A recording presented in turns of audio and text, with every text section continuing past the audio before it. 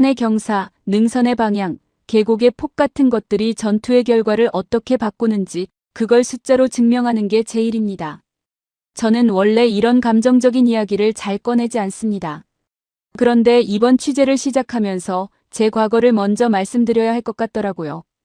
12해 전 저는 아프가니스탄 산악지대에서 국제자문단 소속으로 일하고 있었습니다. 제 역할은 특정 계곡의 지형이 이동로로 안전한지 판단하는 것이었어요. 저는 위성 데이터와 경사도 자료를 바탕으로 안전하다는 결론을 냈습니다. 등고선만 보면 완만한 지형이었고 경사도 수치도 기준치 안에 있었으니까요. 그런데 제가 반드시 확인해야 할 변수 하나를 놓쳤다는 걸 저는 그날 이후로도 오랫동안 몰랐죠. 그 계곡은 좁고 굽어 있었고 양옆 능선이 시야를 완전히 가리는 지형이었어요. 제가 놓친 건 각도였습니다. 등고선 지도는 높낮이만 보여줄 뿐 그 능선이 어느 방향으로 굽으며 시야를 차단하는지는 알려주지 않는 겁니다. 마치 사람 얼굴을 이름표만 보고 판단하는 것과 비슷합니다. 이름은 알아도 그 사람이 지금 어떤 표정을 짓고 있는지는 전혀 알 수 없는 것처럼요. 그날 제 동료였던 백이 그 계곡에서 목숨을 잃었습니다. 사건은 순찰대가 그 계곡을 통과하던 중 벌어졌습니다. 저는 상황실에서 무전을 듣고 있었어요. 처음엔 그저 평범한 이동 보고였습니다. 그런데 몇 분 뒤 무전기 너머로 갑자기 총성이 들렸어요. 순찰대는 계곡의 구분 지점에서 매복 공격을 받았고 백은 그 자리에서 목숨을 잃었습니다. 다른 대원 2명도 크게 다쳤어요. 사건 이후 진행된 내부 조사에서 제가 제출한 지형 평가서가 다시 도마 위에 올랐습니다. 저는 그 계곡의 경사도를 12개 지점에서 측정했고 모든 수치가 안전기준 안에 들어와 있었어요. 그런데 조사관은 제게 한 가지를 물었습니다. 그 12개 지점이 능선의 굴곡 방향까지 고려한 지점이었는지요. 저는 대답하지 못했습니다. 숫자 하나, 각도 하나를 놓치면 사람이 죽을 수 있다는 걸 저는 그날 몸으로 배웠거든요. 그래서 저는 이후로 어김없이 모든 분석에 3번씩 검산하는 습관이 생겼어요. 등고선, 능선 방향, 그리고 위성 사진 대조까지 3단계를 반드시 거치는 겁니다. 동료들은 제가 유난스럽다고 하지만 저는 그 유난스러움을 결코 버릴 수 없더라고요. 그리고 최근 저는 새로운 지역에 관심을 갖게 됐습니다. 한반도입니다. 계기는 단순했어요. 연구소 동료 콜라트와 점심을 먹다가 제가 최근 논문에서 본 통계 하나를 꺼냈습니다. 한반도는 국토의 약 70%가 산악지형이라는 내용이었어요. 콜라트는 대수롭지 않다는 표정으로 커피를 마시며 당당히 말했습니다. 그게 뭐 특별한 얘기예요? 아프가니스탄도 산악 비율이 70%가 넘어요. 네팔은 무려 80% 가까이 되고요. 우리 스위스도 국토의 60% 이상이 산이잖아요. 산 많은 나라는 세상에 널렸어요. 저는 순간 반박할 말을 찾지 못했습니다. 콜라트의 말이 틀리지 않았거든요. 산악 비율만 놓고 보면 한반도는 결코 특별한 지역이 아니었죠. 저는 그래도 궁금해서 물었습니다. 그렇다면 산악 비율이 비슷한 나라들끼리는 방어 결과도 비슷해야 하지 않겠냐고요. 콜라트는 어깨를 으쓱했습니다. 그거야 병력 규모, 무기 체계, 동맹 관계 같은 다른 변수가 훨씬 크게 작용하니까요. 지형 하나로 그 차이를 설명하려는 건 지나친 단순화예요. 저는 그 지적을 부정할 수 없었던 겁니다. 콜라트가 이어서 말했습니다. 당신이 아프가니스탄에서 겪은 일 때문에 산악 지형에 예민한 건 이해해요. 그런데 그거랑 이건 다른 문제예요. 산이 많다고 다 같은 산이 아니잖아요. 저는 그 말에 고개를 끄덕였습니다. 맞는 말이었어요. 산악 비율이라는 숫자 하나로 지형의 성격을 다 설명할 수는 없다는 걸 저는 백을 잃은 그날 이미 배웠으니까요. 그런데 묘하게 콜라트의 그 말이 오히려 제 안에서 다른 질문을 만들었습니다.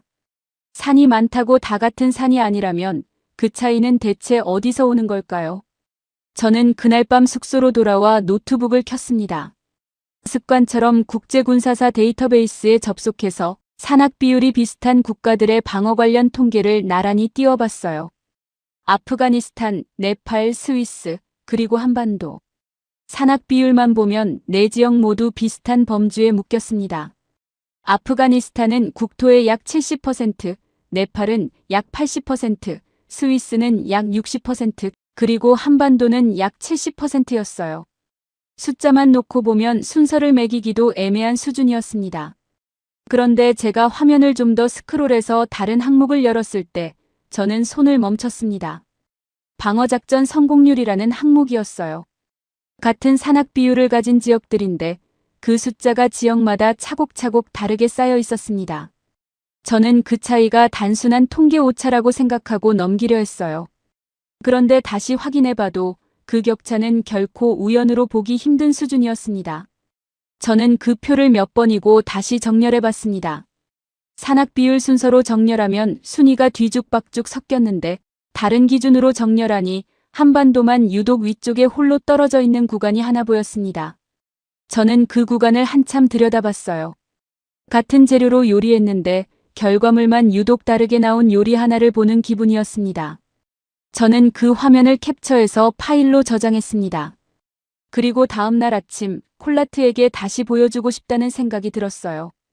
같은 산인데 왜 결과가 이렇게 다른 걸까요? 그 답을 찾기 전까지는 저는 이 화면을 지울 수 없을 것 같았습니다. 저는 12해 전 그 계곡을 떠올리며 제가 또 하나의 사각지대 앞에 서 있다는 걸 깨달았습니다. 이번엔 계곡이 아니라 데이터 안에 숨은 사각지대였어요. 산악 비율이라는 등고선만 보고 지나쳤다면 저는 결코 이 격차를 발견하지 못했을 겁니다. 저는 노트북을 닫지 않은 채로 한참을 앉아 있었습니다. 백을 잃은 그날처럼 저는 이번에도 뭔가를 놓치고 있는 건 아닌지 스스로에게 묵묵히 되물었습니다. 그리고 다음 날 저는 그 표를 인쇄해서 콜라트의 책상 위에 올려뒀습니다.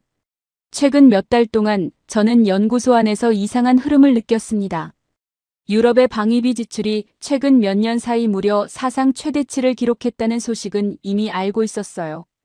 나토 회원국들은 국내 총생산 대비 5%까지 방위비를 늘리자는 공약에 합의했고 실제로 지난해 유럽의 방위 투자 규모는 처음으로 1,000억 유로를 넘어섰습니다. 국민 한 사람당 방위비 지출로 따지면 몇 년 전보다 눈에 띄게 늘어난 수준이었어요. 그런데 제가 놀란 건 그 숫자가 아니었어요. 그 예산이 흘러가는 방향이었습니다. 연구소 세미나실 게시판에는 최근 들어 인도 태평양 관련 발표 제목이 부쩍 늘었습니다. 저는 처음엔 그저 유행이겠거니 했습니다. 그런데 그 제목들을 하나씩 읽어보니 유독 동북아시아, 그 중에서도 한반도를 다루는 논문이 눈에 띄게 많아졌더라고요. 불과 몇 년 전만 해도 저희 연구소에서 이 지역을 다루는 발표는 1년에 한두 건에 그쳤는데 최근에는 그 수가 눈에 띄게 늘어난 상태였습니다. 저는 콜라트에게 이 흐름을 물었습니다. 왜 갑자기 다들 이 반도 이야기를 하는 거냐고요. 콜라트는 어깨를 으쓱하며 말했습니다. 그거야 북한 리스크 때문이죠. 미사일, 핵, 접경지역 긴장. 유럽 입장에서는 러시아 우크라이나 전쟁 이후로 아시아 쪽 화약고에도 신경을 쓸 수밖에 없잖아요. 지형이랑은 상관없는 얘기예요. 저는 그 말에 반박할 근거가 부족했습니다. 실제로 최근 언론에는 접경지역 긴장을 다루는 기사가 어김없이 등장했으니까요. 콜라트의 설명이 훨씬 그럴듯해 보였습니다. 그런데 저는 그날 밤 다시 자료를 뒤졌습니다. 이번엔 군사적 긴장이 아니라 역사적으로 열강들이 어떤 지역을 두고 각축을 벌였는지를 살펴봤죠. 그리고 저는 이상한 공통점 하나를 발견했습니다. 100년도 더 전 영국과 러시아가 패권을 다투던 시절에도 세계 지정학적 열점으로 꼽히던 지역이 딱 3곳 있었습니다. 크림반도, 아프가니스탄, 그리고 한반도였어요. 저는 그 3지역의 이름을 나란히 적어놓고 한참을 바라봤습니다. 크림반도는 제가 잘 아는 지역이었고 아프가니스탄은 제 12회 전 그 계곡이 있는 곳이었습니다. 그리고 한반도는 제가 최근에야 관심을 갖기 시작한 곳이었어요. 3지역 모두 산악과 반도 혹은 좁은 회랑 지형이라는 공통점이 있었습니다. 저는 그 순간 오랜 습관대로 스스로에게 물었습니다. 이게 단순한 우연일까요? 아니면 지형 자체가 열강들의 셈법을 반드시 흔드는 변수였을까요? 저는 자료를 더 파고들었습니다. 당시 러시아는 부동항을 확보하기 위해 남쪽으로 계속 세력을 넓히려 했고 영국은 그 남하를 막기 위해 길목마다 대응했습니다. 크림반도에서는 1853년부터 3년 가까이 전쟁이 이어졌고 아프가니스탄에서는 19세기에만 두 차례에 걸쳐 영국과 러시아가 대리전 양상의 충돌을 벌였습니다. 그리고 한반도는 1904년 러일 전쟁의 직접적인 무대가 됐어요. 세 곳 모두 평지가 아니라 산과 좁은 통로로 이루어진 지형이었다는 게 저는 새삼 눈에 들어왔습니다. 평지였다면 병력과 물자를 가진 쪽이 그대로 밀고 들어갔겠지만 산악과 반도 지형에서는 이야기가 달라집니다. 병목처럼 좁아지는 통로 하나가 강대국의 압도적인 물량조차 한 곳으로 몰아넣어버리는 겁니다. 저는 그걸 좁은 문 하나로 밀려드는 인파에 비유해봤습니다. 아무리 뒤에 사람이 많아도 문이 좁으면 한 번에 한 명씩만 지나갈 수밖에 없는 것과 같은 이치였죠. 콜라트는 여전히 회의적이었습니다. 당신 지금 100년 전 얘기랑 오늘 유럽 국방비 얘기를 억지로 묻고 있는 거 아니에요? 저는 그 지적을 결코 가볍게 넘기지 않았습니다. 실제로 근거가 부족한 연결일 수도 있었으니까요. 그런데 묵묵히 자료를 더 파다 보니 저는 최근 몇몇 유럽 국방연구소가 동북아 지형 분석을 별도 과제로 편성하기 시작했다는 사실을 확인했습니다. 단순한 정세 분석이 아니라 지형 자체를 변수로 다루는 연구였어요. 저는 그 흐름이 결코 우연이 아니라고 생각하게 됐습니다. 그리고 그 생각을 확인하고 싶어졌습니다. 그 주 금요일 제 메일함에 초청장 한 통이 도착했습니다. 발신자는 한국의 한 국방 관련 연구기관이었어요. 제목은 동북아 지형과 방어 전략 국제 세미나 초청이었습니다. 저는 그 메일을 읽으며 손끝이 저릿했습니다. 100년 전 지정학적 열점이었던 그 땅이 지금 저를 직접 부르고 있었으니까요. 초청장에는 참가자 명단도 함께 첨부돼 있었는데 유럽 여러 국가의 국방연구소 소속 연구자들 이름이 눈에 띄게 많았습니다. 저 혼자만의 관심이 아니었다는 걸 저는 그 명단을 보며 다시 한번 확인했습니다. 저는 그 자리에서 곧바로 참가 신청서를 작성했습니다. 콜라트는 제 책상 너머로 그 화면을 보더니 이번엔 아무 말도 하지 않았습니다. 저는 신청서를 제출하고 나서야 깨달았습니다. 지난 몇 주 동안 제가 쫓고 있던 건 하나의 질문이었다는 걸요. 산악 비율이라는 숫자로는 결코 설명되지 않는 차이, 그리고 100년 전부터 반복되어 온 지정학적 패턴. 이 두 가지가 한반도라는 한 지점에서 겹치고 있었던 겁니다. 출장 허가는 예상보다 빨리 떨어졌습니다. 저는 짐을 꾸리며 12해 전 그 계곡을 향하던 제 모습을 떠올렸습니다. 그때는 확신을 가지고 당당히 떠났다가 결국 가장 아픈 실패를 안고 돌아왔었죠. 이번엔 다를 거라고 저는 스스로에게 되뇌었습니다.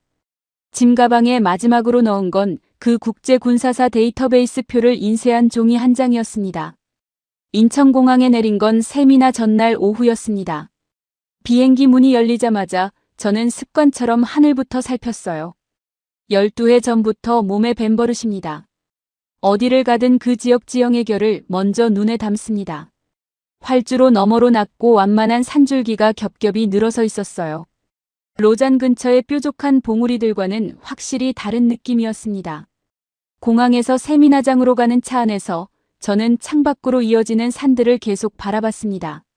스위스의 산은 봉우리 하나하나가 우뚝 솟아있는데 이곳의 산은 서로 어깨를 맞대듯 능선이 끝없이 이어져 있었어요.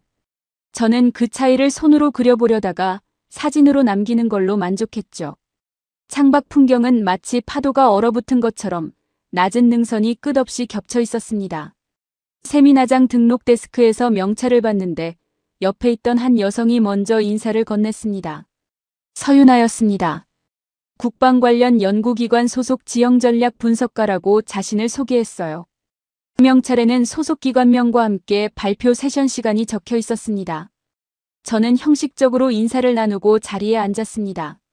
솔직히 큰 기대는 없었습니다. 18회 동안 지형 관련 세미나에 수십 번 참석했고 대부분은 이미 아는 이야기의 반복이었으니까요. 그런데 서윤아가 발표를 시작하자마자 저는 자세를 고쳐 앉았습니다. 많은 분들이 이 지역의 산악 비율만 보고 방어에 유리하다고 판단하시는데 그건 절반만 맞는 얘기입니다. 저는 손을 들었습니다. 오랜 습관대로 반박부터 하고 싶었거든요. 저는 산악 비율이 비슷한 지역들 사이에서 방어 성공률 격차를 발견했고 그게 이번 취재의 출발점이었다고 말했습니다. 서윤아는 저를 바라보다가 화면에 지도를 하나 띄웠습니다. 산악 비율은 결국 평면적인 숫자예요. 정작 중요한 건 능선이 어느 방향으로 뻗어 있고 그 밀도가 얼마나 촘촘한가입니다. 같은 70%라도 능선이 일렬로 뻗은 지형과 그물처럼 겹겹이 얽힌 지형은 전혀 다른 결과를 만들거든요. 이 지역만 해도 위성지도로 능선을 세어보면 100제곱킬로미터 안에 크고 작은 능선이 수십 갈래로 갈라져 있습니다. 저는 순간 말문이 막혔습니다. 제가 그동안 붙들고 있던 질문이 애초에 잘못된 전제 위에 서 있었던 걸지도 모른다는 생각이 들었어요. 서윤아가 이어서 말했습니다. 등고선 지도로는 이 차이가 보이지 않아요. 결국 능선의 방향까지 겹쳐봐야 진짜 그림이 나옵니다. 서윤아는 화면에 두 개의 지형도를 나란히 띄웠습니다. 왼쪽은 능선이 한 방향으로 길게 뻗은 지형이었고 오른쪽은 이 지역처럼 능선이 사방으로 얽혀있는 지형이었어요. 왼쪽 같은 지형은 그 방향만 따라가면 결국 뚫립니다. 병력이 능선을 타고 한 줄로 밀고 들어가면 그만이거든요. 그런데 오른쪽처럼 능선이 그물처럼 겹친 곳은 다릅니다. 어느 방향에서 들어와도 다음 능선이 또 가로막아요. 저는 그 설명을 들으며 머릿속으로 그림을 그려봤습니다. 마치 미로 안에 미로가 겹겹이 들어있는 구조 같았어요. 하나의 벽을 넘어도 또 다른 벽이 기다리고 있는 셈이었습니다. 저는 스위스의 산악 지형을 떠올려 봤습니다.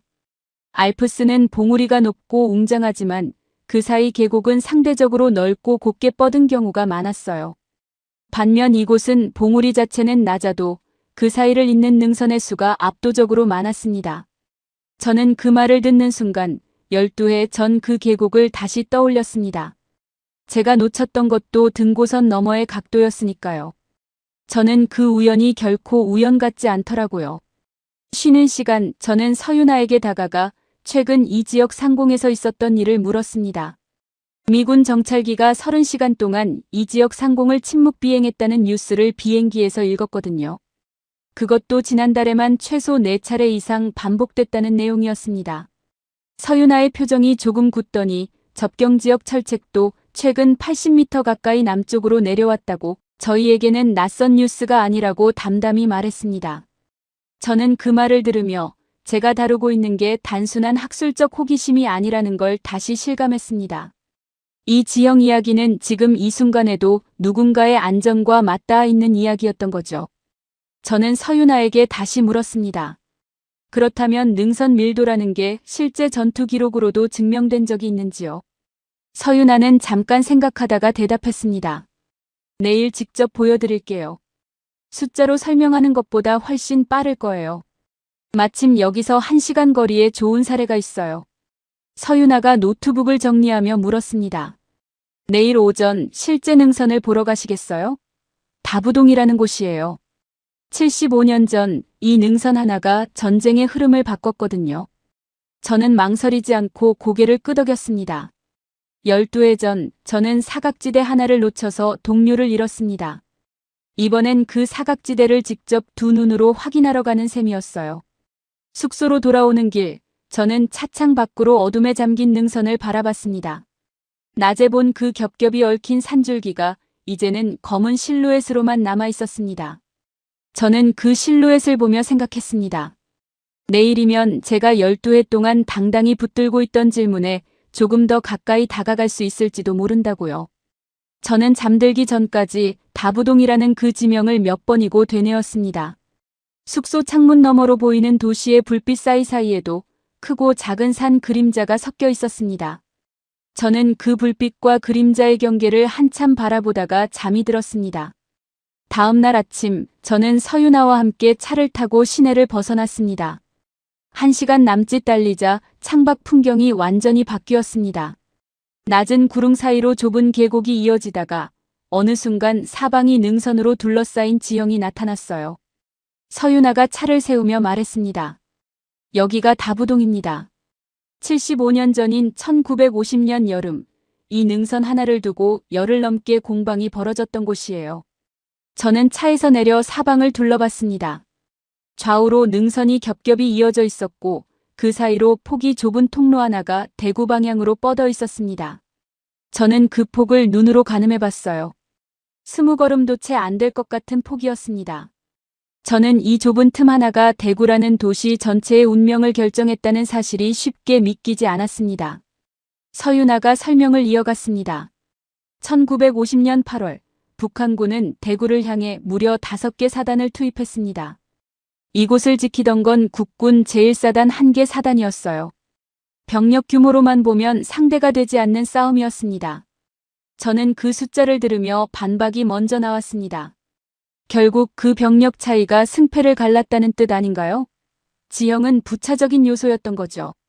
서윤아는 고개를 저었습니다. 그렇게 단순하지 않아요. 이 방어선은 전투 정면이 20km에 달했는데 그중 병력과 화력을 집중할 수 있는 통로는 지금 우리가 서 있는 이곳 하나뿐이었습니다. 5개 사단이라는 숫자는 넓은 평지였다면 압도적이었겠지만 이 좁은 통로 앞에서는 한 번에 밀고 들어올 수 있는 병력이 제한될 수밖에 없었어요. 아무리 뒤에 병력이 쌓여 있어도 통로 폭이 정해져 있으면 한 번에 투입할 수 있는 인원은 한계가 있으니까요. 저는 그 설명을 들으며 콜라트와 나눴던 대화를 떠올렸습니다.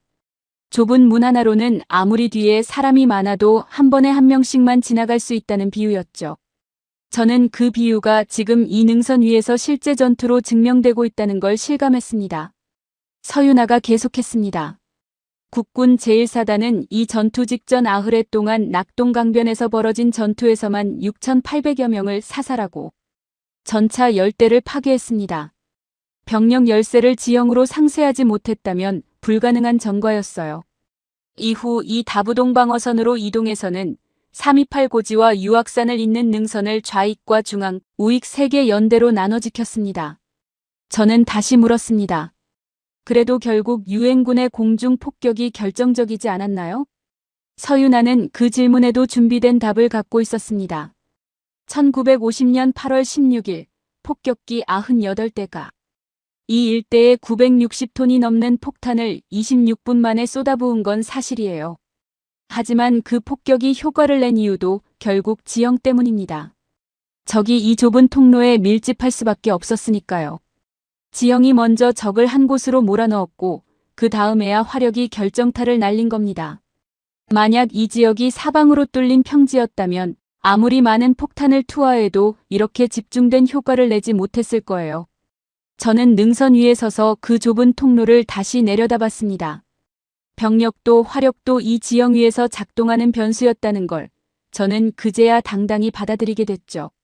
저는 문득 12해 전 그 계곡이 다시 떠올랐습니다. 그때 저는 좁은 통로가 오히려 위험을 감춘다고만 생각했어요. 시야가 가려지는 지형은 곧 매복의 위험이라고 배웠거든요. 그런데 이곳에서는 같은 조건이 정반대로 작동하고 있었습니다. 좁은 통로가 방어자에게는 오히려 화력을 집중할 수 있는 무기가 되는 셈이었어요.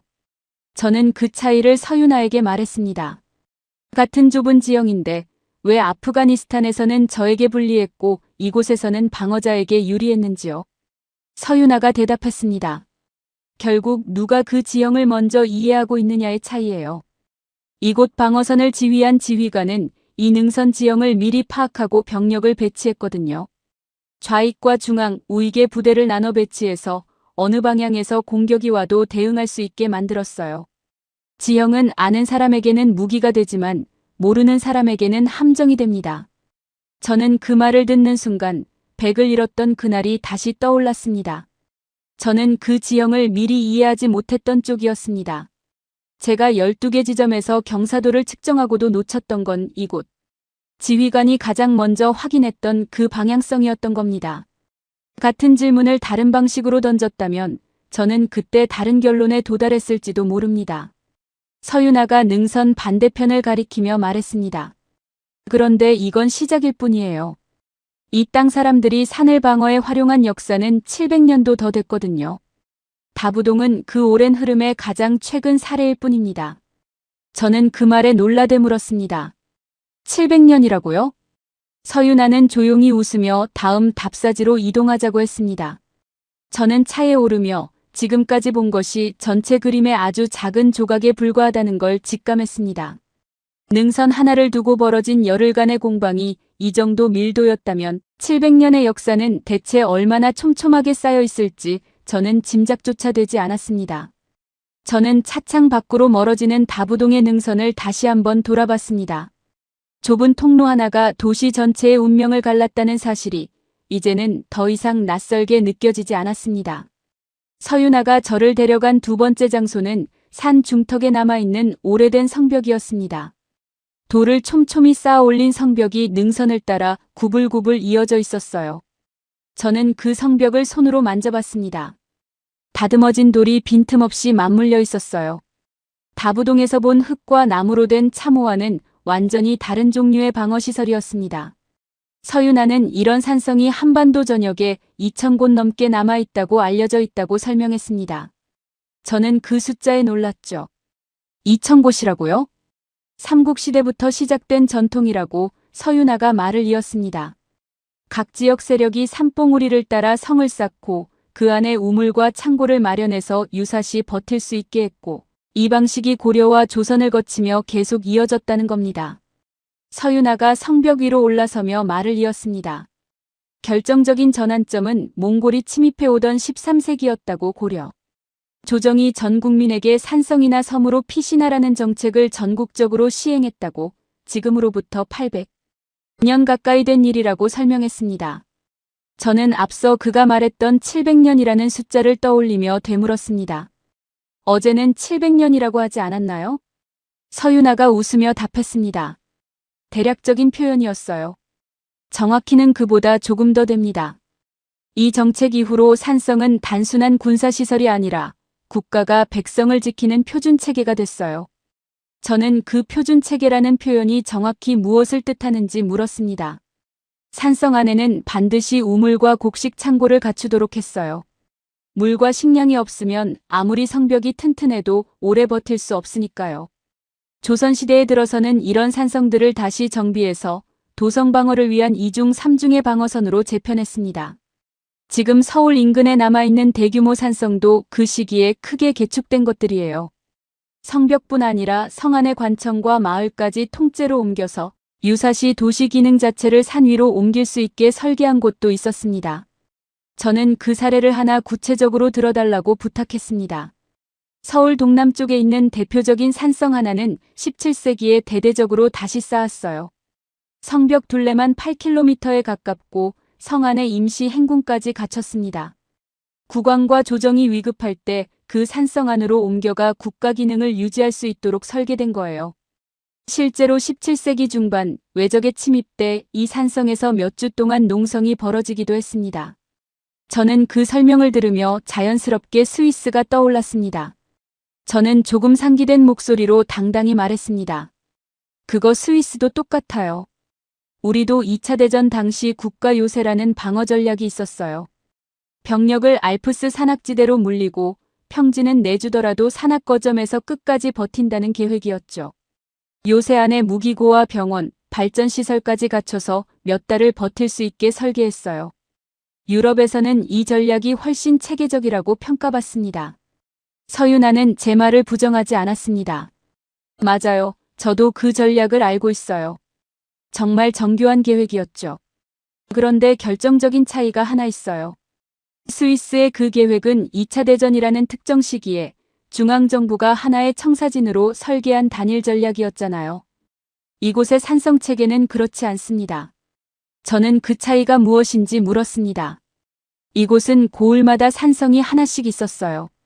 왕조가 바뀌고 시대가 바뀌어도 그 지역 산성은 계속 보수되고 재사용됐습니다. 하나의 거대한 계획이 아니라 수백 개의 작은 방어 거점이 1000년 넘게 층층이 쌓인 거예요. 저는 순간 반박하고 싶었습니다. 그래도 통일된 설계 없이 지역마다 따로 쌓은 거라면 체계성은 떨어지지 않나요? 서윤아는 고개를 저었습니다. 오히려 반대예요. 중앙에서 하나의 계획이 무너지면 전체가 무너지지만 지역마다 독립적인 거점이 있으면 한 곳이 뚫려도 다른 곳이 버틸 수 있습니다. 결국 이 분산된 구조 자체가 하나의 전략이었던 거예요. 저는 그 말을 들으며 손으로 성벽의 돌 하나를 짚었습니다. 이 돌 하나하나가 서로 다른 시대에 쌓였을지도 모른다는 생각이 들었습니다. 스위스의 국가 요새가 하나의 정교한 설계도라면 이곳은 수백 개의 설계도가 겹겹이 포개진 셈이었어요. 저는 그 차이를 손끝으로 느끼듯 성벽을 따라 걸었습니다. 이끼가 낀 돌과 비교적 최근에 보수된 것으로 보이는 돌이 한 벽 안에 나란히 섞여 있었습니다. 서윤아가 성벽 아래를 내려다보며 조용히 말했습니다. 저희 집안도 이런 산성 근처 마을 출신이에요. 할아버지가 전쟁 때 이 근처 산으로 피신했다가 가족 중 한 분을 산에서 잃으셨다고 들었어요. 저는 그 말에 걸음을 멈췄습니다. 서윤아의 목소리가 평소와 다르게 낮아져 있었어요. 저는 조심스럽게 더 여쭤봐도 되는지 물었습니다. 서윤아는 잠깐 먼 산을 바라보다가 고개를 끄덕이더라고요. 오늘 밤 시간 괜찮으시면 그 이야기 마저 해드릴게요. 여기서 할 얘기는 아닌 것 같아서요. 저는 그 말을 들으며 이 취재가 단순한 지형 분석을 넘어서고 있다는 걸 느꼈습니다. 돌 하나하나의 숫자만이 아니라 사람의 사연이 겹겹이 쌓여 있다는 사실을 저는 그제야 실감하기 시작했습니다. 저는 12해 동안 지형을 오직 숫자와 각도로만 읽어왔습니다. 그런데 이 성벽 앞에서는 그 돌 하나하나에 새겨진 시간의 층위가 먼저 눈에 들어왔습니다. 저는 성벽을 내려오면서도 서윤아가 다음에 어떤 이야기를 꺼낼지 궁금해서 발걸음이 자꾸 느려졌습니다. 해가 산등성이 너머로 넘어가면서 성벽의 그림자가 길게 늘어지고 있었습니다. 그날 저녁 서윤아와 저는 숙소 근처 작은 식당에 마주 앉았습니다. 서윤아가 먼저 입을 열었습니다. 아까 말씀드린 저희 할아버지 이야기 마저 해드릴게요. 저는 조용히 고개를 끄덕였습니다. 할아버지는 강원도 철원 근처 마을에서 나고 자라셨어요. 1952년 가을 그 근방에서 열흘 동안 벌어진 전투가 있었습니다. 백마고지라고 불리는 곳이에요. 저는 그 이름을 처음 들었습니다. 서윤아는 물잔을 두 손으로 감싸쥐며 잠시 숨을 고른 뒤 1952년이 휴전회담이 이미 시작된 이후였다고. 그런데 판문점에서 포로 문제로 협상이 교착 상태에 빠지자 양측 모두 협상 테이블에서 유리한 위치를 차지하려고 전선의 고지 하나하나를 두고 격렬하게 다퉜다고. 백마고지도 그런 배경에서 벌어진 전투였다고 설명을 이어갔습니다. 해발 395m밖에 안 되는 낮은 고지였어요. 그런데 그 고지 하나가 철원 평야 전체와 서울로 통하는 보급로를 감지할 수 있는 위치였습니다. 그래서 국군 9사단과 중공군 3개 사단이 그 고지 하나를 두고 열흘 동안 밀고 밀리는 싸움을 벌였어요. 열흘 사이 고지의 주인이 12번이나 바뀌었습니다. 국군 측 사상자만 3,500여 명, 중공군 측은 만여 명에 달했다고 해요. 저는 그 횟수에 놀랐습니다. 12번이라고요? 양쪽이 쏟아부은 포탄만 27만 발이 넘었어요. 폭격으로 산등성이가 하얗게 벗겨져서 마치 백마가 누워있는 형상처럼 보였다고 합니다. 그래서 백마고지라는 이름이 붙었어요. 원래는 이름조차 없던 무명고지였는데 그 열흘 동안의 전투 때문에 지도에 새로운 이름이 새겨진 셈이에요. 저는 그 숫자 하나하나가 얼마나 참혹한 밀도인지 가늠하려 애썼습니다. 해발 400m도 안 되는 낮은 언덕 하나에 그렇게 많은 포탄이 집중됐다는 사실이 좀처럼 실감나지 않았습니다. 저는 그 격렬함이 이 고지 하나가 가진 위치의 무게 때문이라는 걸 뒤늦게 이해했죠. 낮은 언덕이라도 그 위치가 보급로 전체를 좌우한다면 양쪽 모두 결코 물러설 수 없는 법이었으니까요. 저희 할아버지 가족은 그 무렵 산으로 피신했습니다. 산성이 있던 자리 근처였어요. 그런데 피신 도중에 폭격이 근처까지 번졌고 할아버지의 형, 그러니까 제 종조부 되시는 분이 그때 돌아가셨습니다. 할아버지는 그 이야기를 평생 거의 하지 않으셨어요. 제가 이 일을 하게 된 것도 어릴 때 할아버지가 지나가듯 흘리신 그 몇 마디 때문이었습니다. 서윤아의 목소리가 잠깐 흔들렸습니다. 저는 아무 말도 하지 않고 그저 들었습니다. 할아버지는 그 산이 가족을 지켜준 곳이자 동시에 형을 앗아간 곳이라고 하셨어요. 저는 그 말이 오랫동안 이해가 안 됐습니다. 그런데 이 일을 시작하고 나서야 조금씩 알겠더라고요. 지형은 결코 선하지도 악하지도 않아요. 그저 그 안에 있는 사람이 그 지형을 얼마나 이해하느냐에 따라 다른 결과를 만들 뿐이죠. 저는 그 말이 제가 다부동에서 당당히 얻은 결론과 같다는 걸 깨달았습니다. 지형은 아는 사람에게는 무기가 되고 모르는 사람에게는 함정이 된다는 그 말이요. 저는 그 문장을 마음속으로 몇 번이고 되뇌었습니다. 한참 후 저도 입을 열었습니다. 저도 말씀드릴 게 있어요. 어제부터 계속 마음에 걸렸거든요. 저는 12해 전 그 계곡 이야기를 처음부터 끝까지 다시 꺼냈습니다.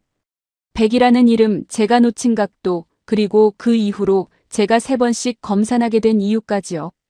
저는 그날 이후 제가 어떤 지형을 봐도 마음 한구석이 결코 편하지 않았다는 것도 처음으로 털어놓았습니다. 저는 심지어 백의 가족에게 아직 제대로 된 편지 한 통 쓰지 못했다는 것도 말했습니다. 12해가 지났는데도 저는 그 앞에서 여전히 무슨 말을 해야 할지 몰랐거든요. 서윤아는 제 얘기를 들으며 고개를 끄덕였습니다. 결국 우리 둘 다 지형을 이해하지 못해서 누군가를 잃은 사람들이네요. 저는 그 말에 고개를 끄덕였습니다. 처음으로 이 취재가 단순한 업무가 아니라는 걸 느꼈습니다. 저는 18해 동안 수많은 지형을 분석해왔지만 이렇게 누군가와 그 아픔을 나눠본 적은 결코 없었습니다. 서윤아가 물잔을 내려놓으며 조용히 덧붙였습니다. 저는 이 일을 하면서 늘 궁금했어요. 왜 어떤 사람은 지형 앞에서 사람을 잃고 어떤 사람은 지형 덕분에 사람을 지키는가? 오늘 당신 얘기를 들으니 그 답이 결국 준비와 이해의 차이라는 확신이 더 들었어요. 그때 서윤아의 휴대폰이 울렸습니다. 서윤아가 화면을 확인하더니 표정이 굳었습니다. 포항이랑 홍천 쪽에서 진행 중인 한미연합훈련 관련 소식이에요. 이번 주 역대 최대 규모로 진행되고 있었는데 산악지역에 갑자기 폭우가 쏟아지면서 보급로 하나가 끊겼다고 합니다. 저는 그 말을 듣는 순간 등줄기가 서늘해졌습니다. 백마고지 이야기를 나눈 직후에 지금 이 순간에도 산악지형이 누군가의 이동로를 좌우하고 있다는 사실이 묘하게 겹쳐졌습니다. 서윤아가 자리에서 일어나며 말했습니다. 저희 쪽으로 지형 데이터 지원 요청이 들어왔어요. 같이 가주실 수 있으세요? 저는 자리에서 일어나며 고개를 끄덕였습니다. 12해 전에는 아무것도 하지 못한 채 상황실에 앉아만 있었지만 이번엔 다를 거라고 저는 스스로에게 되뇌었습니다. 식당을 나서며 저는 젖은 창밖을 바라봤습니다. 빗줄기가 이미 꽤 굵어져 있었어요. 우리는 곧바로 차를 몰아 홍천으로 향했습니다. 가는 길 내내 빗줄기가 점점 굵어졌습니다. 서윤아가 운전하는 동안 저는 노트북으로 실시간 강수 레이더를 띄웠습니다. 산간 지역 위로 붉은색 강수 구역이 짙게 표시돼 있었어요. 화면 속 붉은 구역이 점점 넓어지는 걸 보며 저는 손끝이 저릿해지는 걸 느꼈습니다. 와이퍼가 빠르게 움직여도 앞유리에는 계속 물방울이 맺혔습니다. 서윤아가 상황을 설명해줬습니다. 이번 훈련에 병력만 4,400여 명이 투입됐어요. 역대 최대 규모였습니다. 그런데 오늘 오후부터 예보에 없던 폭우가 쏟아지면서 훈련장 인근 산간 마을로 이어지는 도로 하나가 토사에 막혔다고 해요. 마을 주민 몇 분이 아직 대피하지 못한 상태예요. 저는 시계를 확인했습니다. 해가 완전히 저물기까지 채 2시간도 남지 않아 있었습니다. 저는 그 말을 듣는 순간 12해 전 그 계곡이 다시 떠올랐습니다. 이번엔 도망치지 않겠다고 저는 스스로에게 되뇌었습니다. 현장에 도착하자 지자체 재난 담당자들과 훈련 지원에 참여했던 민관군 협력팀이 이미 모여 있었습니다. 마을 어귀에는 이미 대피를 마친 주민 몇 명이 우비를 입은 채 상황을 지켜보고 있었어요. 담당자 한 명이 무전기에 대고 다급하게 뭔가를 반복해서 외치고 있었습니다. 서윤아가 저를 소개하며 상황을 물었습니다. 담당자가 지도를 펼치며 말했습니다. 기존 대피 경로가 토사로 막혔습니다. 우회로가 2곳 있는데 어느 쪽이 안전한지 판단이 필요해요. 집안이 이미 약해진 상태라 시간이 없습니다. 마을에 아직 못 나오신 분이 3분, 그중 2분은 거동이 불편한 어르신입니다. 저는 그 말을 듣는 순간 손에 힘이 들어갔습니다. 저는 그 지도를 받아들고 능선 방향과 경사도를 빠르게 살폈습니다. 서윤아는 옆에서 최근 강수 데이터를 겹쳐가며 위험 구간을 표시했어요. 지도 위에는 3시간치 강수량이 등고선 위로 겹쳐 표시돼 있었거든요. 저는 그 숫자들을 하나씩 짚어가며 어느 구간이 가장 위험한지 가려냈습니다. 저는 첫 번째 우회로를 가리키며 말했습니다. 이 길은 능선을 가로지르는 구간이 있어요. 경사가 완만해 보여도 능선을 가로지르는 지점은 토사가 흘러내리는 방향과 정확히 겹칩니다. 지금 강수량이면 이 지점은 30분 안에 다시 막힐 가능성이 높습니다. 담당자가 눈살을 찌푸리며 물었습니다. 그래도 거리는 이쪽이 훨씬 짧은데 시간이 없는 상황에서 괜찮을까요? 저는 그 판단에 결코 서두르지 않고 답한 겁니다. 거리보다 방향이 중요합니다. 다부동에서도 백마고지에서도 결국 승패를 가른 건 거리가 아니라 지형의 방향이었어요. 서윤아가 두 번째 우회로를 짚었습니다. 이쪽은 능선을 따라가는 길이에요. 토사가 흘러도 길과 같은 방향으로 흐르니까 상대적으로 안전합니다. 거리는 조금 더 걸리지만 지금 상황에서는 이쪽이 맞습니다. 저는 그 판단에 동의했습니다. 우리는 함께 그 경로를 담당자에게 전달했습니다. 담당자는 잠깐 저를 바라보다가 고개를 끄덕이며 무전기를 들더라고요. 담당자가 무전으로 지시를 내리는 동안 저는 옆에서 손을 꽉 쥐고 있었습니다. 서윤아가 제 손을 살짝 잡아줬습니다. 이번엔 다를 거예요. 저는 그 말에 아무 대답도 하지 못했습니다. 대신 화면 속 위성 신호가 움직이는 걸 지켜봤습니다.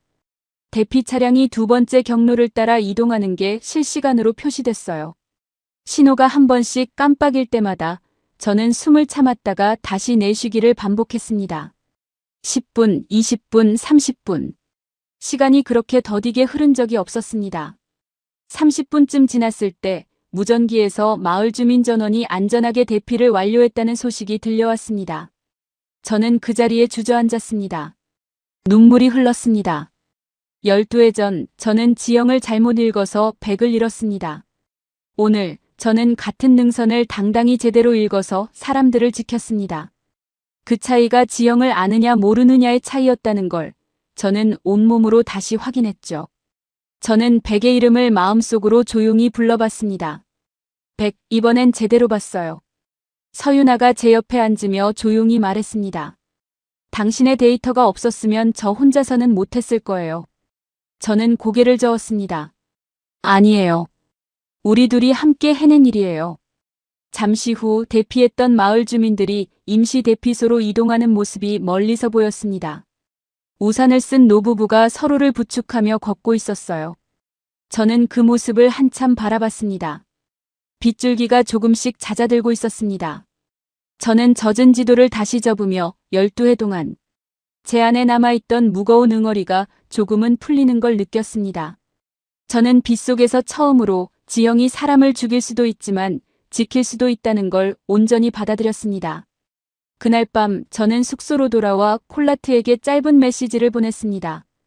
오늘 있었던 일을 간단히 적고 이 취재가 결코 억지스러운 연결이 아니었다는 말을 덧붙였습니다. 잠시 후 콜라트에게서 답장이 왔습니다. 다니엘 축하해요. 그리고 이번엔 제가 틀렸어요. 산악 비율이 다가 아니라는 거 이제 저도 인정할게요. 저는 그 짧은 문장을 몇 번이고 다시 읽었습니다. 12해 전 저는 지형 앞에서 늘 혼자였습니다. 오늘 밤은 처음으로 지구 반대편에 있는 사람에게조차 이 순간을 나누고 싶다는 마음이 들었습니다. 세미나 마지막 날 오전 주최 측이 저에게 마이크를 건넸습니다. 원래 일정에는 없던 순서였어요. 서윤아가 어젯밤 있었던 일을 주최 측에 간단히 전했고 참석자들이 제 소감을 듣고 싶어 했습니다. 저는 얼떨결에 단상에 섰습니다. 18해 동안 저는 지형 앞에 서는 사람이었지 사람들 앞에 서는 사람은 아니었습니다. 그래서 처음엔 무슨 말을 해야 할지 몰랐어요. 그런데 입을 열자 말이 당당히 그리고 자연스럽게 나오더라고요. 저는 이번 취재를 시작하기 전까지 이 반도가 방어에 유리한 이유를 그저 산이 많아서라고 생각했습니다. 그런데 이번 주 동안 그 생각이 완전히 바뀌었습니다. 저는 화면에 다부동과 백마고지의 지형도를 나란히 띄웠습니다. 이 땅은 산이 많은 땅이 아니었습니다. 능선이 그물처럼 겹겹이 얽힌 땅이었어요. 병력 열세를 상쇄한 좁은 통로, 낮은 고지 하나를 두고 열흘간 벌어진 공방, 그 위에 700년 넘게 이어진 산성의 역사와 오늘날의 재난 대응 체계가 또 하나의 층으로 쌓여 있었습니다. 저는 이걸 지형의 밀도라고 부르고 싶습니다. 단순히 산이 많은 게 아니라 그 산들이 서로 얼마나 촘촘하게 얽혀 있고 그 위에 사람들의 대응이 얼마나 오래 쌓였는가의 문제였어요. 강의실 앞줄에 앉아있던 다른 참석자가 손을 들었습니다. 그러면 산악지형이 아닌 나라는 이 사례를 어떻게 참고할 수 있을까요? 저는 잠깐 생각하다가 대답했습니다.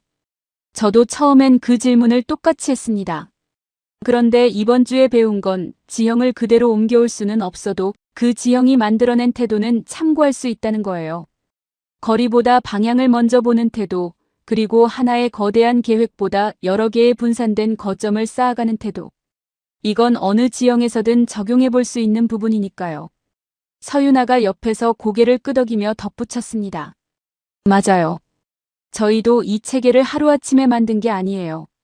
다부동, 백마고지 같은 큰 아픔을 겪을 때마다 조금씩 보완해 온 겁니다. 그 과정 자체는 어느 나라든 참고하실 수 있을 거예요. 필리핀에서 왔다는 한 참석자가 다시 손을 들어 자기네는 섬나라라 지형이 완전히 다른데 그래도 참고할 부분이 있겠냐고 물었습니다. 서윤아가 답했습니다. 섬이든 반도든 육지든 그 땅에 사는 사람들이 그 지형을 얼마나 깊이 이해하고 대응 체계를 쌓아왔는가가 핵심이에요. 지형의 형태는 다르지만 그 태도는 똑같이 적용될 수 있습니다. 뒤쪽에 앉아있던 또 다른 참석자가 물었습니다. 그러면 이 취재를 시작할 때와 지금 가장 크게 달라진 생각은 뭔가요? 저는 잠시 서윤아를 바라본 뒤 대답했습니다. 처음엔 산악 비율이라는 숫자 하나로 이 땅을 설명할 수 있다고 생각했어요. 그런데 이제는 압니다. 숫자는 시작일 뿐이고 그 숫자 뒤에는 늘 그 지형을 이해하려 애쓴 사람들이 있다는 거요. 강의실 안이 잠시 조용해졌습니다. 세미나가 끝난 뒤 저는 서윤아와 공항으로 가는 차 안에 함께 있었습니다. 서윤아가 스위스로 돌아가면 뭐부터 할 거냐고 묻더군요. 저는 잠깐 생각했습니다. 콜라트한테도 얘기했는데 우리 연구소에 이 지형 밀도 개념을 정식 분석 항목으로 제안해 볼 생각이에요. 이번에 배운 걸 그대로 가져가려고요. 서윤아는 고개를 끄덕이며 다음 달 자기네 쪽에서 후속 공동 연구가 있는데 스위스 알프스 데이터도 필요하다고 혹시 참여할 수 있겠냐고 물었습니다. 저는 웃으며 대답했습니다. 일정 비워둘게요. 공항 게이트 앞에서 서윤아와 악수를 나눴습니다. 다니엘, 이번 주 감사했어요. 덕분에 저도 많이 배웠어요. 저는 고개를 저었습니다. 제가 더 감사해요. 12회 동안 혼자 붙들고 있던 질문에 처음으로 답을 들었으니까요. 서윤아가 웃으며 말했습니다. 다음엔 제가 스위스로 갈게요. 백마고지 말고 알프스 국가 요새도 한번 봐야죠. 저는 그 말에 웃음이 났습니다. 저는 백의 가족에게 이번엔 꼭 편지를 쓰겠다고 서윤아에게 약속했습니다. 서윤아는 그 말을 듣고 아무것도 묻지 않은 채 그저 고개를 끄덕여줬습니다. 저는 손을 흔들고 게이트 안으로 들어갔습니다. 돌아보니 서윤아는 아직 그 자리에 서서 손을 흔들고 있었어요. 비행기에 오르며 저는 창밖으로 멀어지는 능선을 내려다봤습니다. 12해 전 저는 이 일을 온전히 혼자 감당해야 하는 일이라고 여겨왔습니다. 그런데 이번 주 그 생각이 처음으로 틀렸다는 걸 알았습니다. 저는 눈을 감고 지난 일주일을